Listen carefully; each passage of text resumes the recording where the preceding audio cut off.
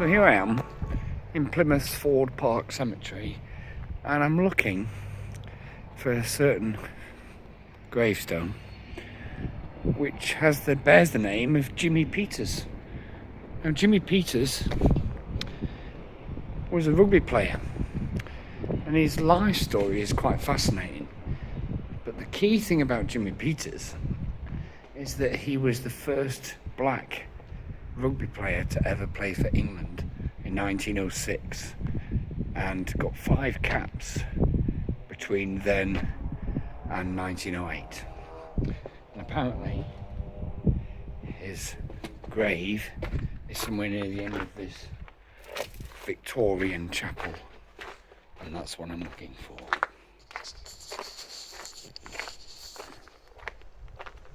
And apparently it was restored by the National Rugby Museum, so it might stand out.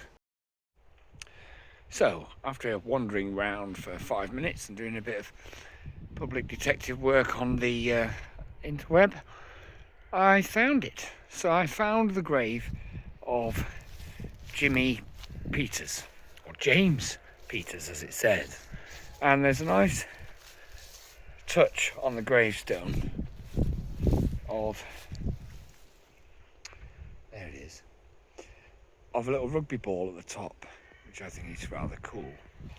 And when you Google this guy and you look at his life and what happened to him, it's quite incredible, really. He basically grew up in a circus. His dad died while performing with lions and got mauled to death. And then his mum basically abandoned him. And then he got took to London, where he went into an orphanage.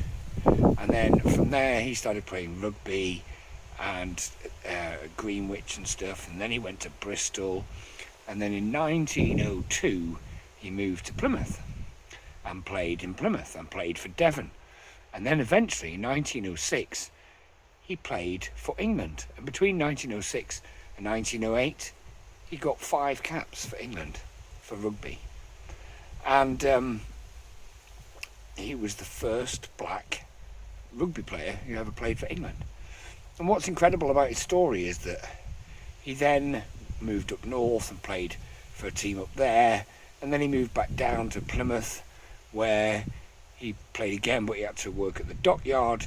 He lost 3 of his fingers in an accident, and then because Plymouth gave him a testimonial, that was against the rules of amateur rugby, therefore he was banned from playing rugby union.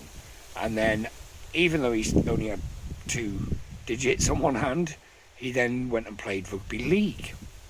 So it's quite an incredible story, really, but one that's hardly told. And compared to Jack Leslie, it's quite incredible from the rugby side of things that this guy played for England 5 times in 1906, between 1906 and 1908.